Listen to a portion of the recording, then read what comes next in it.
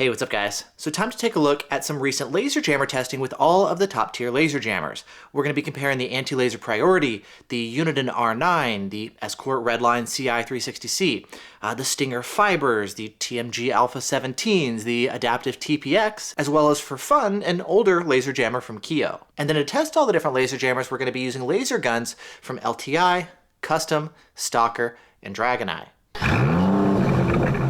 Now, before we start diving into things, if you prefer to read over all the different test results, I've also got the results posted over on my website, and I'll link to those results down for you in the video description underneath the like button.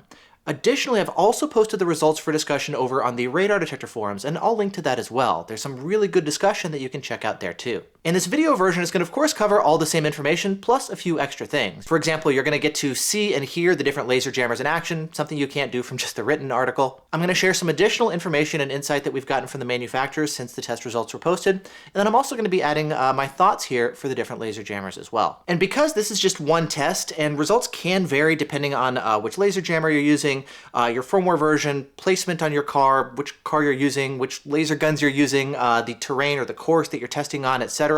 I'm also going to be linking you guys to some other test results down in the description that you can check out too.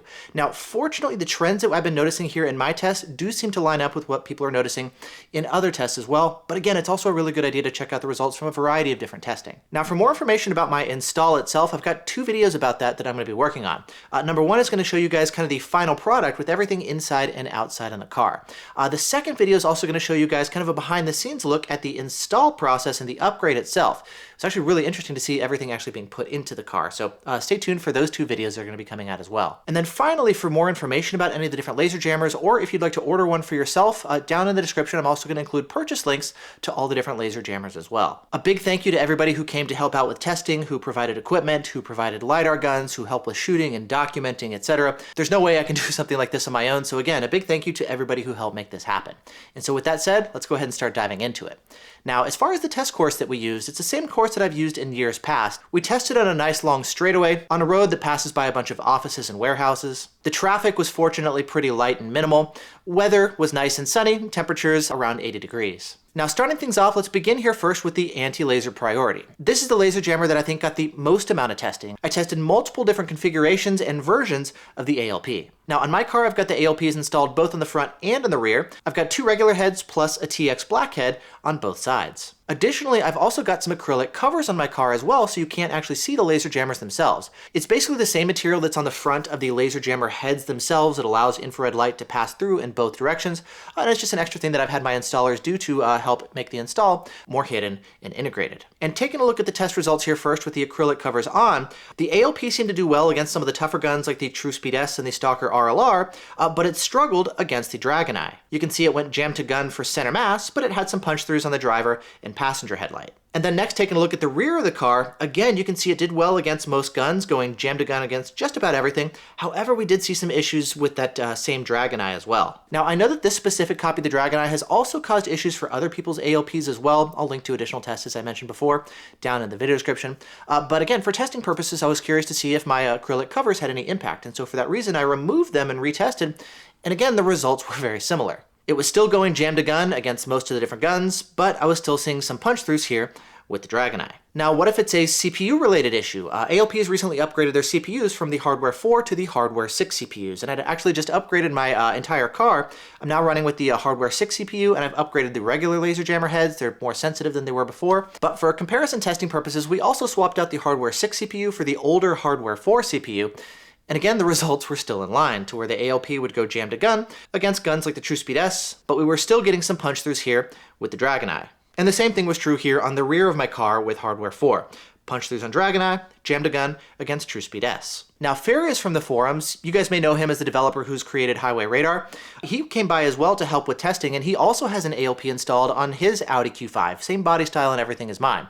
He's got two regulars plus a TX head in the front, but only two regulars in the back. No TX head in the rear. We tested his system with Hardware 4, and his results were also pretty similar. Starting here first with some older firmware, version 5.6.9. His system was capable of jamming the Dragoneye, but again, we were still getting some punch throughs. And then taking a look at the bottom of the chart here, you can see that on the rear of his car with no TX head, unfortunately it was just going instant punch through on his car. And then after upgrading the firmware on his ALPs to the latest Hardware 4 firmware. We retested, and again, the results were still the same. It was capable of going jam to gun, but we saw most of the issues over on the headlights. And again, the rear without the TX was going IPT. Now, these results here between the hardware 4 and hardware 6 CPUs are to be expected. We shouldn't really expect like dramatic improvements over the Dragon Eye right now with the current firmware versions on there. But if you guys want to see kind of my thoughts on hardware 6, what the improvements are, and also I think it's a bit of a missed opportunity for ALP. There's a lot more that they could have added to hardware 6. Let me know down in the comments if you want to see a video just talking about hardware 6 specifically. And then one last thing to note, it does seem like there's currently a bug with hardware 6 specifically on how the jammer alerts to Dragon Eye. You see, unlike the hardware 4 CPUs or hardware 6 with all of the other different guns, on the Dragon Eye specifically, when you get shot, it'll actually give you some buzzing before you get the like whoop whoop Dragon Eye ahead alert, and then the Pro mode buzzing continues. Additionally, while you're getting that initial buzzing, the ALP will actually report the incorrect direction. So if you're getting shot in the front, the LED will light up yellow for the rear. If you get shot in the rear, the LED will actually initially light up as red as if you're getting shot in the front. Dragon Eye ahead. Now, luckily, this is a known issue with the current hardware 6 firmware, 6.1.2, and so I expect that in the next version of ALP's firmware, this bug should be addressed. It doesn't seem to affect jamming or anything, it's just kind of the initial alert presentation here when jamming the Dragon Eye. Now, as far as these test results here with the Dragon Eye, there's of course been a lot of questions and discussion on like, hey, what's causing these punch-throughs? Is it the gun? Is it my install? I've got, new heads and whatnot. Is it the test course? Is it the firmware? Is it what's going on? We've been noticing people reporting some degradation with the ALP jamming kind of out on the headlights. It seems to do a better job jamming the Dragon Eye center mass compared to the headlights. And this is even with same hardware, not moving anything as well. Just kind of with like some of the latest versions of ALP, it seems to be having a harder time jamming the headlights now. And this has been true on a variety of different cars with different installations and slightly different placement configurations, and even with different variants of the Dragon Eye as well, not just this one specific one that I happen to be testing with. Now, as far as what the culprit is, there's actually a really good post recently by Best Radar Detectors who sells the ALPs online.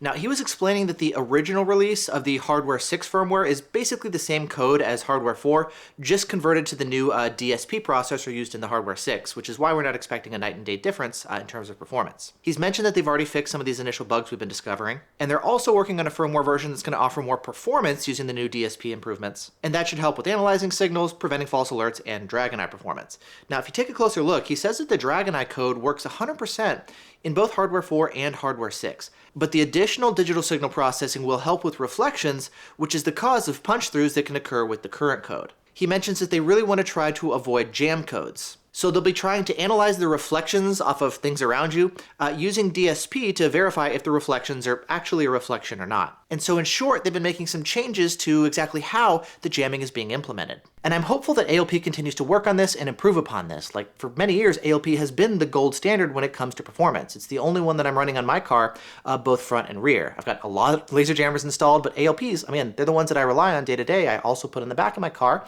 And so I'm, of course, personally really hopeful that they can get this stuff nailed.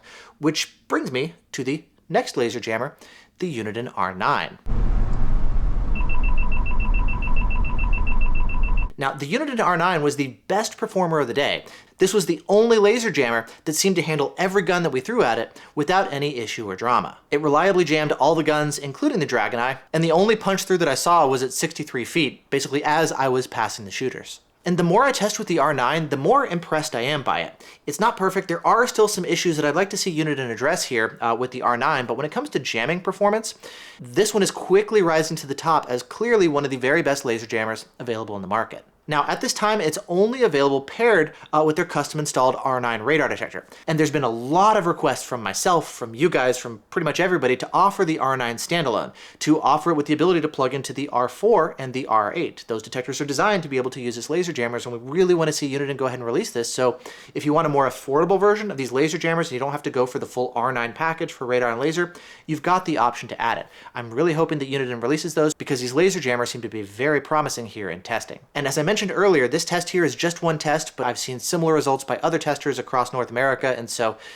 again, these laser jammers seem very promising and very capable here. Next, let's take a look at the latest Escort laser jammers, the VX shifters included with the Redline Ci 360C. Now, unfortunately, though, we discovered on the day of testing that there was an issue with the install on my car, and so for that reason, we weren't able to get the testing done on that weekend of testing. However, I was fortunately able to get my car back in the shop the next week, get the heads rearranged and fixed up, and then the following weekend I was able to go out and redo some testing.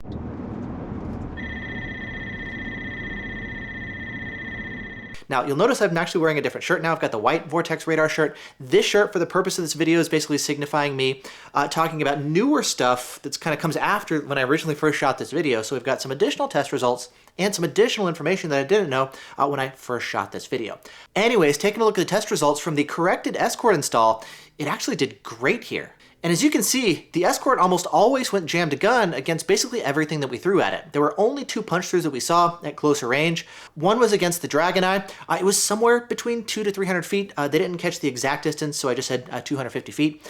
And then there was also a True Speed S punch-through right at 100 feet. Otherwise, it jammed all the way up to those points and went fully jam to gun against the other runs. And then as for some other testing, down in Florida, when they tested with the updated Redline Ci install as well, they also found that it did really well. It went jam to gun against most of the guns that they threw at it, but they did see a number of different punch-throughs in the 100 to 600 foot range, typically out on the headlights. Now, I've recently talked over these results with Escort, and one thing that they're suggesting is that for larger vehicles like SUVs and minivans, they're now starting to shift their recommendation to actually having 4 heads up front and 2 in the rear. The extra coverage with the extra heads can help for larger vehicles. And they're thinking that if you install the 4th head up front, that could actually help address some of these punch-throughs. And that actually kind of brings me back to something I've been noticing with ALP, the fact that people are finding that if you install not just one TX head, but a second TX head up front, again, having a 4-head install, 2 regular and 2 TX, that also seems to help with dealing with some of these Dragon Eye punch-throughs. For example, if we take a look back again at the Florida testing, you'll see that when they tested with the ALP with 2 regular and 1 TX blackhead, it did well for the most part, but again, they saw some punch-throughs against various Dragons. And this was true both on hardware 4 as well as when they switched over to the hardware 6 CPU. However, when they added the second TX head up front, that seemed to resolve these punch-throughs, and then the ALP was able to go jam to gun against the Dragon Eye. And so as you can see, that 4th head does seem to make a difference here. And so coming back to the Escort then, it makes me wonder, well, how much of an improvement would we also see with the Escort setup if we had a 4th head? That's certainly possible.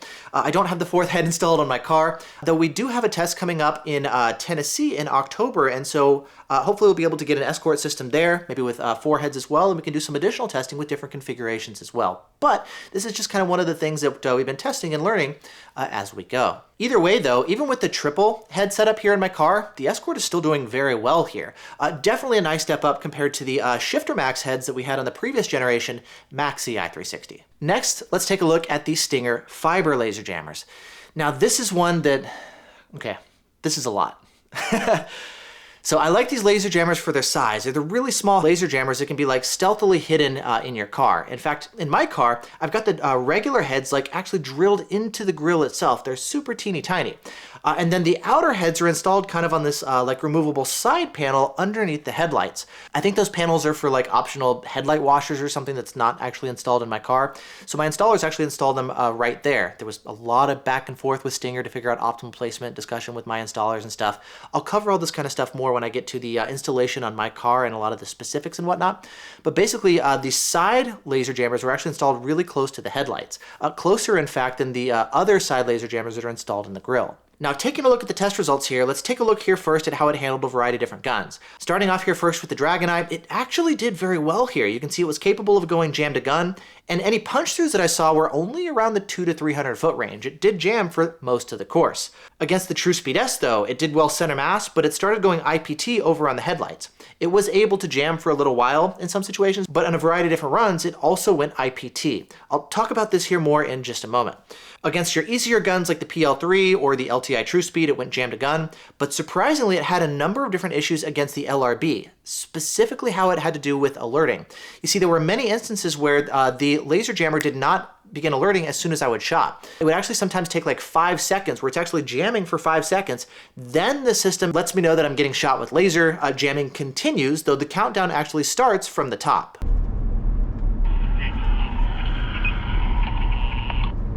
Hear the gun firing. Laser.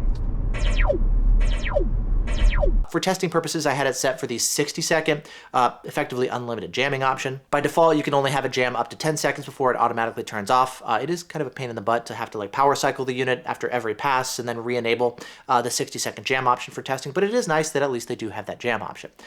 Either way, this option here with the LRB, in many instances, we saw that it would take a while before it would alert. Sometimes it wouldn't alert until I was basically passing the shooters. Other times it simply did not alert at all whatsoever. We didn't see this issue with an LTI Ultralight, which is a very similar gun to the LRB, and then testing against the Stalker XLR, which is a relatively difficult gun to jam. The Stalker actually went and jammed a gun. Now let's go into more detail here about these issues that we saw specifically with the TrueSpeed S and the LRB.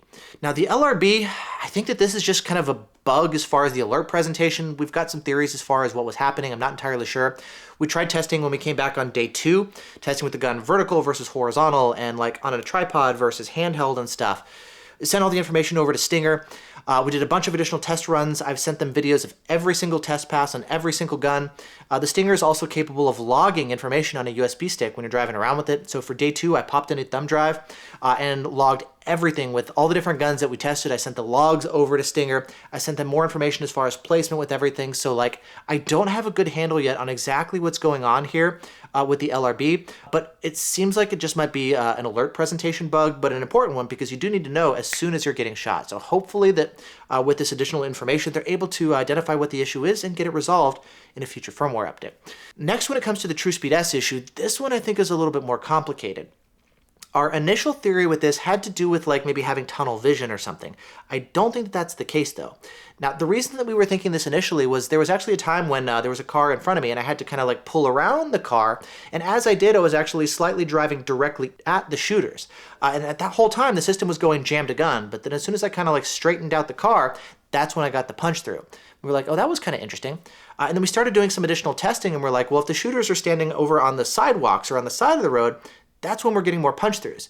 If I turn directly at the shooters with the car, so it's like directly on axis, or even if the shooters literally go out into the middle of the street as I'm driving towards them, we would actually see better performance in these instances compared to if the shooters were actually standing on the side of the road. Now we did some math and we're like, this is anywhere between 0.5 degree to 1.5 degrees off axis. That's such a minuscule amount to be off axis, right? The system should be more than capable of handling that amount of off-axis. Talking with Stinger, yeah, it handles way better off-axis than what we were seeing in testing. Now, taking a second look, though, at the test results, you'll notice here that with the TrueSpeed S, for example, it went jam to gun center mass, but the issues that we saw were over on the driver headlight and the passenger headlight. Additionally, if you take a look at the results on the LRB, it did better center mass, but we had issues over on the passenger headlight as well. So this had me wondering a variety of different things. We're like, okay, are the heads aligned nice and straight? Like, yes, they were professionally installed. This is something they spent a lot of time on to make sure that the heads were installed, pointing straight with a slight up tilt, as Stinger recommends. As I mentioned earlier, those fibers are actually closer to the heads than the other laser jammers in the grill.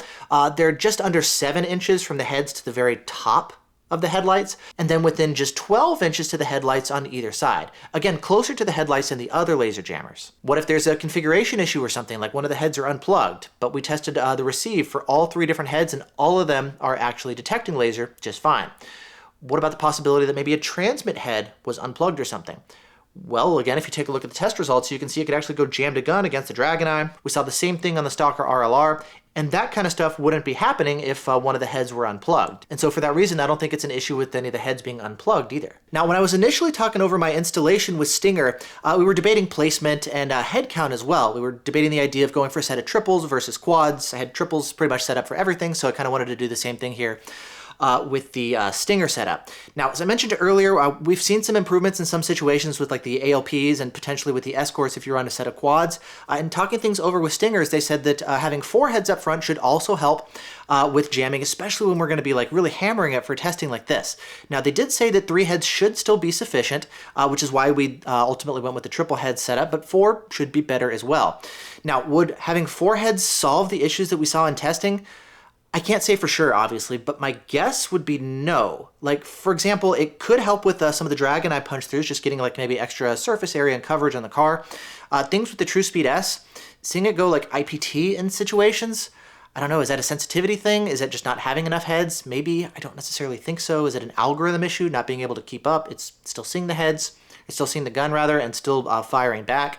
The issue with the LRB, for example, also seems to be algorithm related, having it not alert the user while it's actually still jamming. Like, it just seems like maybe it's algorithm related stuff. I could be wrong, of course. I'm just kind of speculating here, but I don't necessarily think would having 4 heads up front would like fully alleviate all the issues that we had with the Stinger, but it is worth mentioning nonetheless, just kind of as we explore ideas here. And so again, I don't have a good idea as far as exactly what the issue is, but we spent a ton of time on day 1 and then on day 2 also retesting stuff, getting information to send over to Stinger, me rewatching every single test run of a Stinger pass to like verify the results, to figure out what's going on. We've tested other Stingers in the past. Like, I don't know what the issue is, but I really want to figure it out because I love the idea of these tiny heads. They just obviously have to perform as well. So if I get more information about that, I'll definitely update you guys. But in the meantime, it looks like I'm not getting the performance here out of the Stinger, unfortunately, that I'm really hoping to. But hopefully we're able to figure out what's going on and get this stuff resolved. Next, let's take a look at the TMG system. Again, I had it set up with 2 regular heads on the outside and then a VPR head in the middle. Now, I had the Alpha-17s in my car previously, but I had a number of different issues with CPU failures and head failures and stuff and whatnot. I've since had the system pulled and replaced. It looks like it turns out it was actually an issue with the cables. The cables are kind of fragile that come out of the back of the CPU, just a heads up. So if you're ever messing with that kind of stuff, it's really easy for that stuff to get damaged. For that reason, my installers have actually since reinforced the cables now. There's a bunch of stuff that I want to cover when I get into like the behind the scenes stuff. I'll cover more of this stuff in another video, but just a heads up as far as that. Now, diving into the test results here with the TMG, again, it did well against most guns. It went jam to gun against just about everything here, though, again, the Dragon Eye was the issue. Now, in this case, though, it went instant punch through no matter where we shot it here on the car.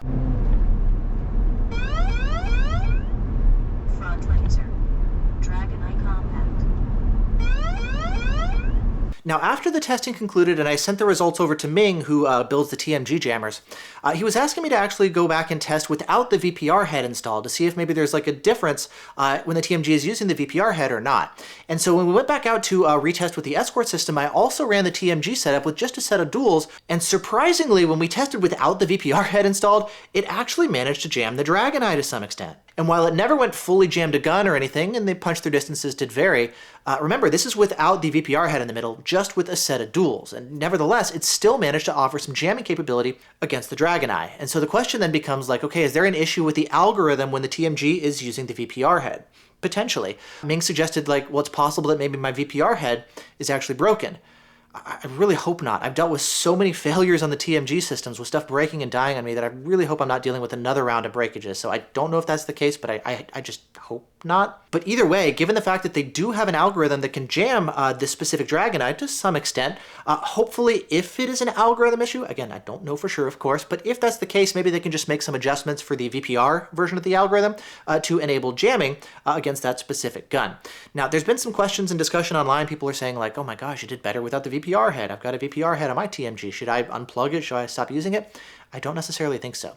Again, remember, this is just one test with like one set of jammers against one Dragon Eye, and overall we do tend to see improvements with the VPR head installed. There's many different variants of the Dragon Eyes, there's many different versions of these guns, etc., different installs, placements, all that kind of stuff. So even though it did do worse on my car with the VPR, looking at the big picture, I do still think that it's a good idea to run the TMG with the VPR head nonetheless. Now, up to this point, I've been testing with all the different laser jammers that have been permanently installed in the car. The last 2 jammers I had installed temporarily here just for testing. Now, the first one that I want to take a look at is the Adaptiv TPX Automotive Edition. This system was installed with 2 regular heads on the outside, plus your center mass head, kind of like your TX head in the middle. Now, taking a look at the test results, you can see that it was capable of jamming the Dragon Eye, unlike the TMG. We did see some punch-throughs in the 300 to 500 foot range, but it was able to jam up until that point. And then with the TrueSpeed S, though, it was actually getting some punch-throughs. In fact, it got some of the longest punch-throughs of the day at the far end of the test course. Against the other laser guns, though, it did just fine. You'll notice that the Stalker RLR is not on the sheet. The RLR actually arrived in time for the second day of testing, and we did most of this testing on the first day. Now, as far as looking over these results, it was kind of weird seeing these results here with the TrueSpeed S. Again, it did better on the Dragon Eye than the TrueSpeed S. With these heads, they were temporarily installed. I installed them with just like double stick tape. I installed them with the mounts and stuff and just verified that everything was nice and straight and whatnot. But either way, it seems like we actually saw more issues with the TrueSpeed S than we did, interestingly, with the Dragon Eye. Now, I've got a lot of thoughts that maybe I want to kind of go over later for some of these more affordable systems like TMG versus TPX, pros and cons. TMG has more features. TPX is a much simpler system.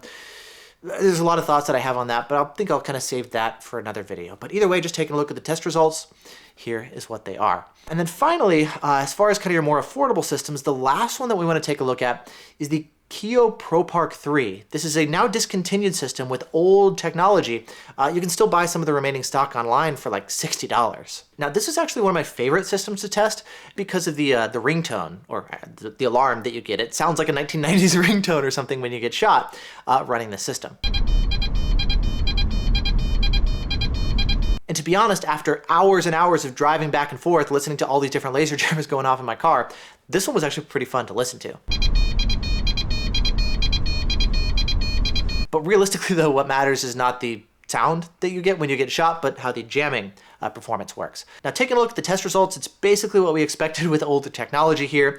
Against the DragonEye, it went IPT, no alert at all, obviously no jamming either. Against the TrueSpeed S, also a somewhat newer gun, IPT, no alert, no jamming. Now, with the DragonEye, we did try turning off ECCM, which is your electronic countermeasures, the anti-jamming technology. And with that turned off, we did get some jamming with the ProPark 3s, but we did still get some punch-throughs here nonetheless. So it can kind of jam here without the DragonEye's anti-jamming stuff, but not super well.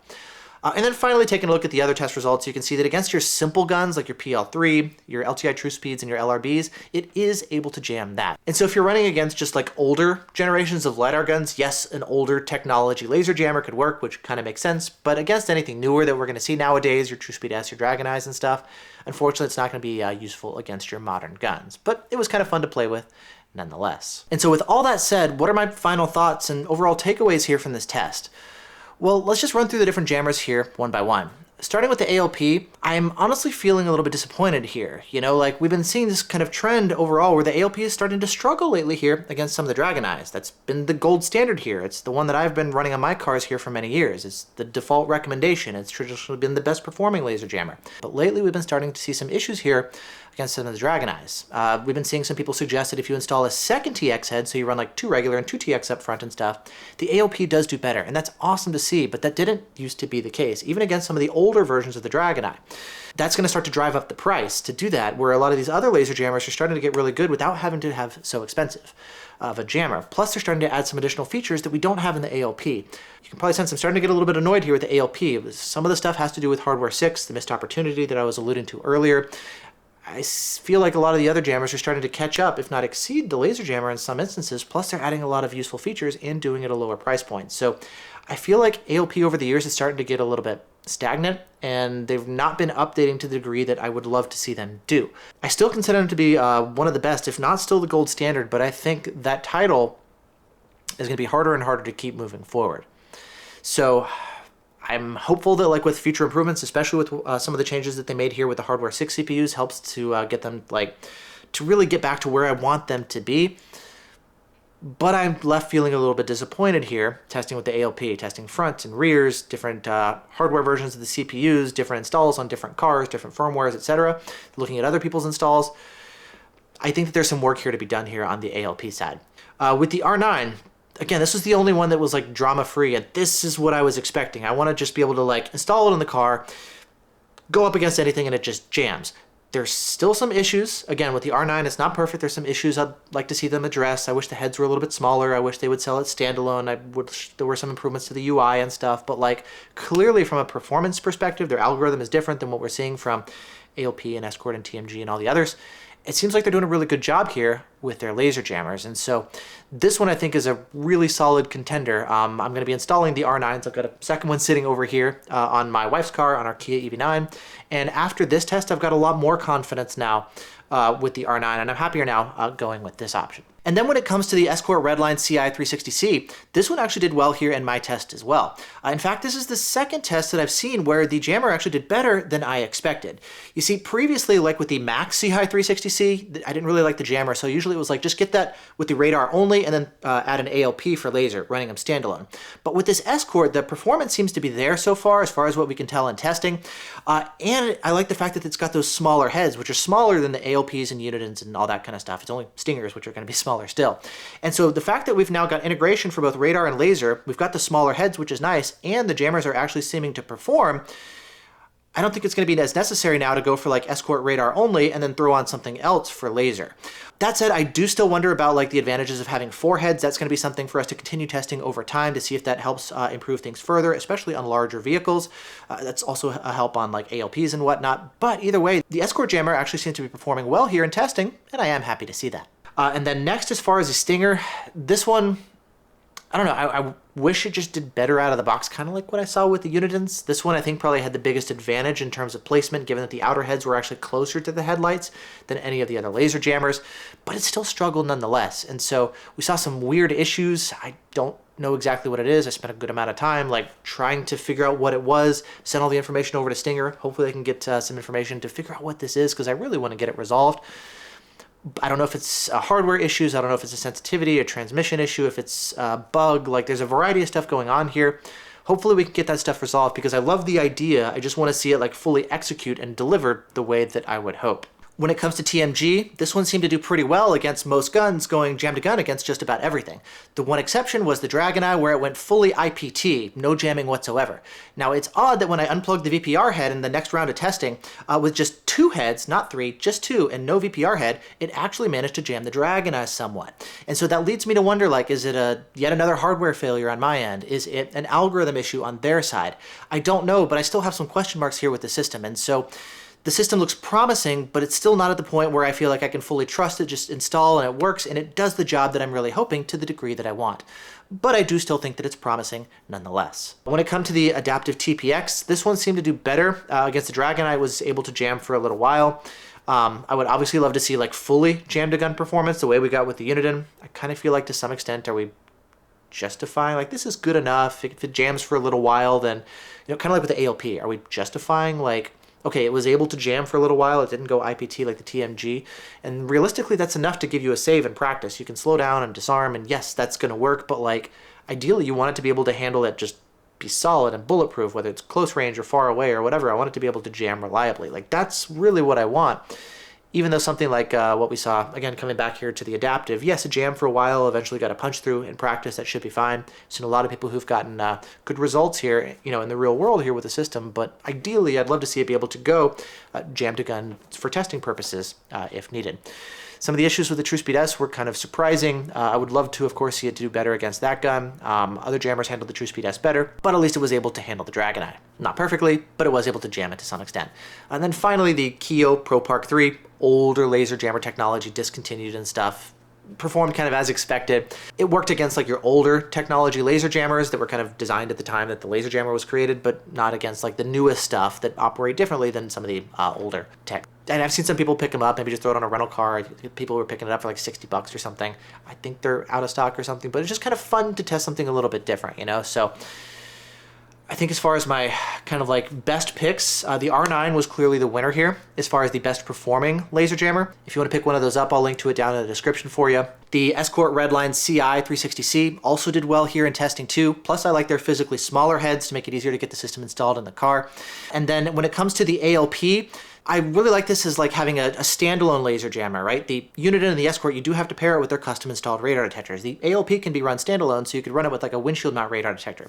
It didn't perform as well as the Uniden and the Escort in this specific test, but it does seem like if you add a second TX head up front, which I didn't test in my specific test, but we have seen it in other testing, if you run it with 4 heads up front with the dual TX configuration, that seems to help alleviate some of the issues that we saw with the punch-throughs on the Dragon Eye. And for a while, dual TX has been considered like a future-proofing option, but it's possible that maybe we're getting to the point where like that really would be helpful in practice. And so for that reason, if you're looking for like a good standalone laser jammer, I mean, the ALP, again, is the one that I run on my car, and that's still going to be the way to go, but it does seem to be like going for dual TXs might actually start to become more and more important as we start moving forward here. On the affordable side, I guess we can kind of go back and forth between like TMG and TPX. TMG went IPT against the Dragon Eye. TPX was able to jam it to some extent, but then had some issues with the TrueSpeed S, so I guess you can argue back and forth. Maybe the TPX would be better just because you're able to still get some jamming against all the different laser guns versus the TMG went IPT. Instant punch through against the Dragon Eye didn't help at all, so I guess you could argue that the TPX would be the better kind of affordable solution, at least based on this specific test. But again, there's a lot of other stuff to consider, like what features are available, the alerts, Bluetooth integration, how many heads it supports, the TPX, has fewer heads, only 2 in the back. The TMG can give you better rear protection. So there's a lot of other stuff that I want to cover, maybe in like a future video going over the best laser jammers, that covers a lot more than just this one specific test, and I kind of allude to other tests. You know, the features and the design and the price and the UI, all that kind of stuff is really important as well. So now that I'm kind of like getting more into the test results and we're getting a better idea as far as how all this stuff compares, in the future I'm going to be covering more of like best laser jammers, taking a look at all the relevant stuff, you know, features, updates, price, design, head size, obviously jamming capability, etc. So if you want more information about, like, you know, the best laser jammers overall, definitely make sure you're subscribed, because I'm going to be going over a lot of that kind of stuff in much more detail. And so with that said, whew, that was a lot.